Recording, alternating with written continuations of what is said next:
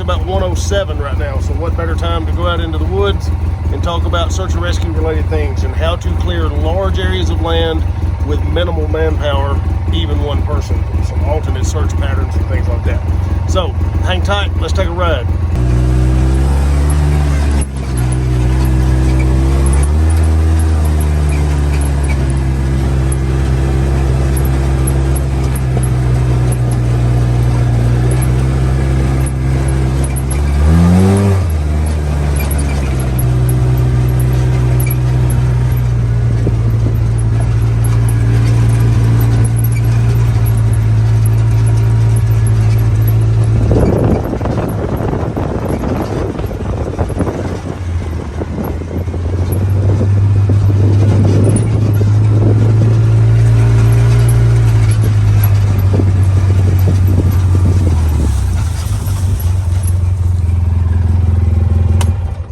Y'all, here we are. This is one place that I deer hunt, small game hunt as well. It adjoins the property with the cabin. Nothing in here but woods. It's about a 100-acre block. You can see camera stand there, but there's the Polaris RZR where I parked it. It's just woods. So flag and bandana, Suunto MC2 compass. Let's talk about it.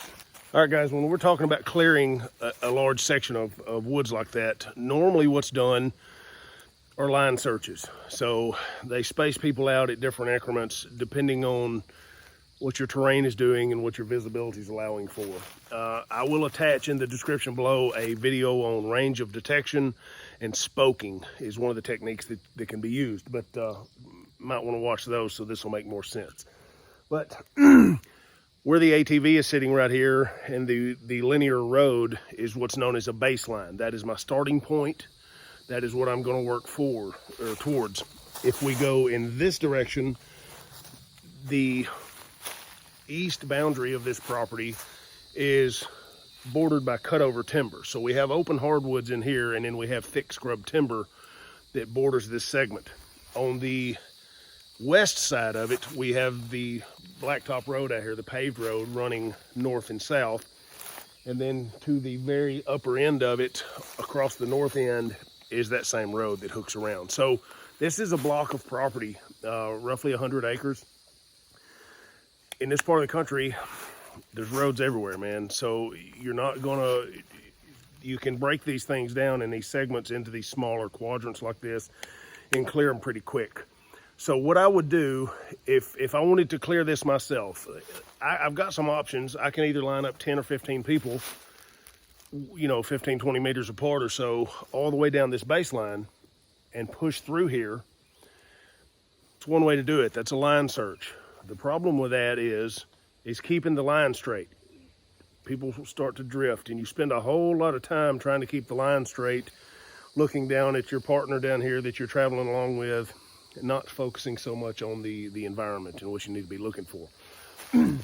So I can clear this right here, probably this 100-acre block myself, 4 to 5 hours. Probably four. Now, if I got 10 people that know how to do this stuff, this is 100 acres. I got 10 people that know how to do this stuff. I can clear 1,000 acres in 5 hours, 4 to 5 hours. 1,000 acres. It's a lot. So, or I can spend all my time adjusting lines back and forth, and then we all go pile up at the car and meet and hang out and talk, and then we move to another segment, and then we do that again, and it just eats up a lot of time doing that. So doing it this way takes less manpower. I can move all these people doing different things. I understand you don't want to run alone, or you don't want to be by yourself. Use 2 people then, whatever makes you feel safe. But I would start right here. This would be in my pack, obviously. And I'm going to come in here with my compass, and I am going to shoot an azimuth in my direction that I want to go. So I'm going to know what I got going on by the shape of my property and by my terrain. So shoot an azimuth, and I'm going to keep it by pace count. You can use your CalTopo or SARTopo app if that's what you got on your phone. Commander Compass is another one people use. USNG-Me for national grids, MGRS coordinates, and things like that. But for me, I like the compass, man. So all I'm gonna do, I've got a visibility. If you go look at the range of detection thing I did. In these open hardwoods like this, smaller items like an article of clothing, not a full human being. Obviously, you can see that further than you can, say, a jacket thrown on the ground or a pack of cigarettes or something like that. As I look around in here right now, I have quite a bit of visibility. So I would say a smaller object that's tucked in behind something, 30 meters-ish. Some places, like a full-size human body, dude, I can see well over 100 meters out there in all directions. So, you know, somebody that's dressed in contrast with the environment, I can see that person a lot further than the 30 meters, but we'll call it 30 in either direction. So that gives me a 60-meter spread roughly of what I can visually see as I proceed along my azimuth down this search lane. So I would continue in this direction on my azimuth, 60 meters or so, and then I'm gonna hang this. And when I hang this on a bush at eye level, and then I can go anywhere I want to as long as I don't lose sight of this, or I can terrain associate and know where my marker is hanging. And what this does is this marks the azimuth that I'm traveling on. So when I'm finished sweeping this entire area, I can come right back to my tree, turn around, shoot my azimuth, go another 60 to 100 meters, flag it, hang it again, and go. So just a quick representation of what that'll look like. Here we go.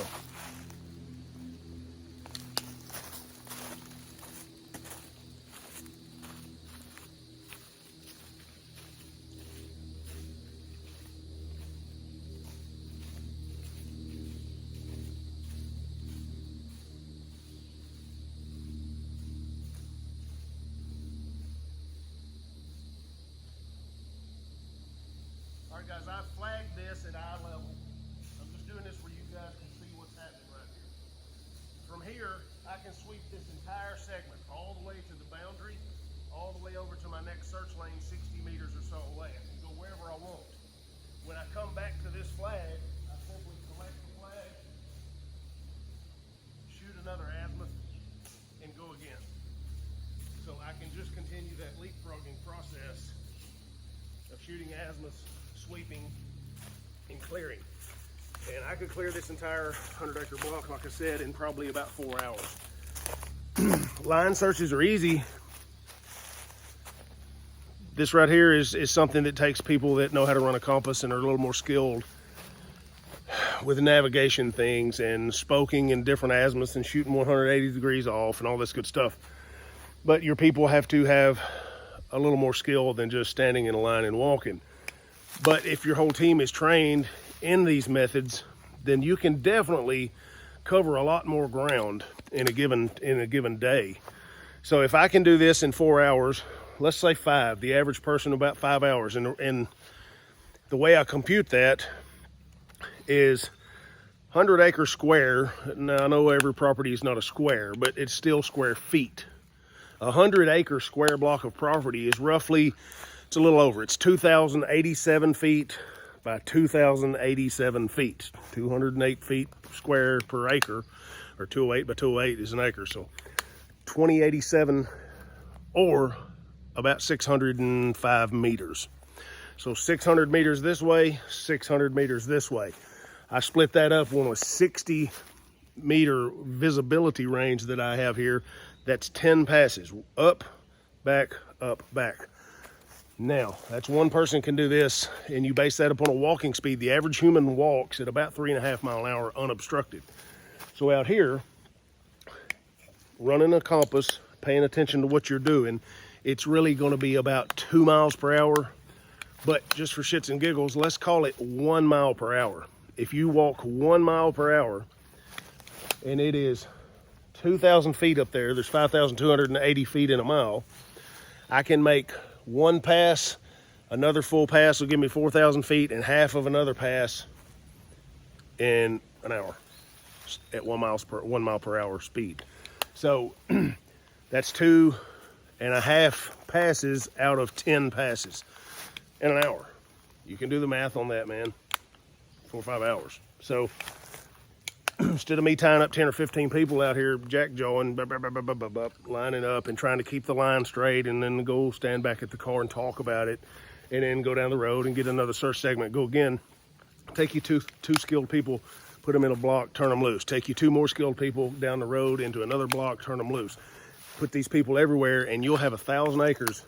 If you got 10 people, or if you're running pairs, 20 searchers, and they're skilled at this stuff, you can clear out 1,000 acres in a half a day. 1,000 acres. Pretty damn fast. But anyway, let's go back to the office and get out the old whiteboard and let's talk about it. All right, guys, back to the office. Hot as balls out there. So let's talk about this. Here's our 100-acre woods. There's our lanes, if you will, 60-meter increments roughly. So I got a couple of options. You guys really go check out the spoking video to understand what's going on with that. But line search, everybody pushes through here, and always the line gets off, and it's just time consuming to keep everybody on a straight line. So I'm gonna take one dude in here, or 2 people, whatever you want to use, and they can go penetrate in like you saw me do out there in the field, and then they can spoke. As long as they're paying attention and keeping up with their range of detection, they can do spoking, travel again, spoke,